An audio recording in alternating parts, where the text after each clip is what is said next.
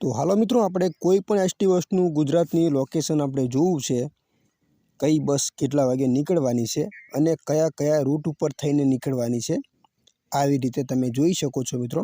આ ટાઈપનું લોકેશન તમારે જોવું છે કે કોઈ પણ ગુજરાતની એસટી બસ જ્યાં થઈને નીકળવાની છે મતલબ કેટલા વાગે થઈને કયા રૂટ ઉપર થઈને નીકળવાની છે આવી રીતે તો તમે મોબાઈલ દ્વારા બધી માહિતી મિત્રો કઈ રીતે મેળવી શકો છો।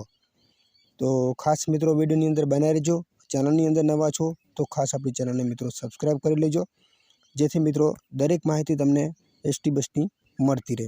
લાઈવ લોકેશન જોવું હોય ને તો મિત્રો આવી રીતે તમે લાઈવ લોકેશન તમારા ફોનની અંદર તમે જોઈ શકો છો કઈ બસ કેટલા વાગે નીકળવાની છે। તો ચલો મિત્રો વિડિયોની શરૂઆત કરીએ।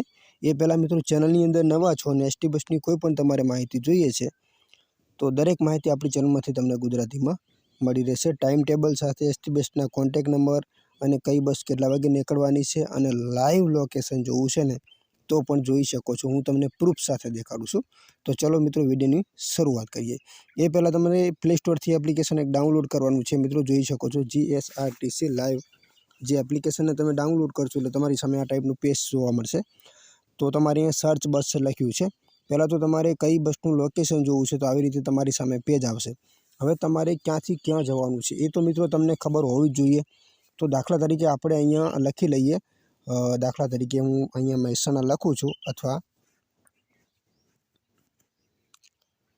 તો ચલો હું દાખલા તરીકે ભુજ લખું, મહેસાણા નહીં ભુજ લખું, બરાબર છે। તો ભુજ લખ્યું છે તો અહીંયા આપણે ભુજથી મિત્રો રાજકોટ જવાનું છે, બરાબર છે। ભુજથી રાજકોટ જવાનું છે ને આપણે અહીંયા કોઈ પણ વચ્ચે રસ્તામાં હાઈવેમાં આપણું ગામડું આવે છે તો એ બસ આપણે ત્યાં થઈને નીકળવાની છે કે નહીં આપણને કઈ રીતે ખબર પડે। તો આપણે ભુજથી રાજકોટના વચ્ચે આપણે કોઈ પણ ગામડાને ઊભા છીએ, બરાબર। તો અહીંયા આપણે રાજકોટ સર્ચ કરી લઈએ। તો રાજકોટ તો જોઈ લો અહીંયા રાજકોટ આવી ગયું છે। આની ઉપર ક્લિક કરી લઈએ અને અહીંયા સબમિટ સર્ચ બસ લખ્યું છે એની પર આપણે ક્લિક કરી લઈએ। તો મિત્રો તમારી સામે આ ટાઈપનું પેજ આવશે। તો જેટલી પણ જે ભુજથી રાજકોટ જવાવાળી એસટી બસો છે ને બધી તમારી સામે આવી રીતે આવી જશે। આમાંથી કઈ બસનું આપણે લાઈવ લોકેશન જોઈ શકીએ છીએ એ વાત કરવાની છે કે આપણે લાઈવ લોકેશન કઈ બસ હાલની અંદર ચાલુ છે એ આપણે કઈ રીતે જોવાનું છે। તો એના માટે મિત્રો સૌથી પહેલાં તો જુઓ કેટલી બસો છે, ખાલી બસો જોઈ લો મિત્રો ભુજથી રાજકોટ જવા માટે। તો જોઈ લો 1 2 3 4 5 6 7 8 9 10 11 12 13 14 ઘણી બધી મિત્રો 15થી 17 બસો છે, બરાબર।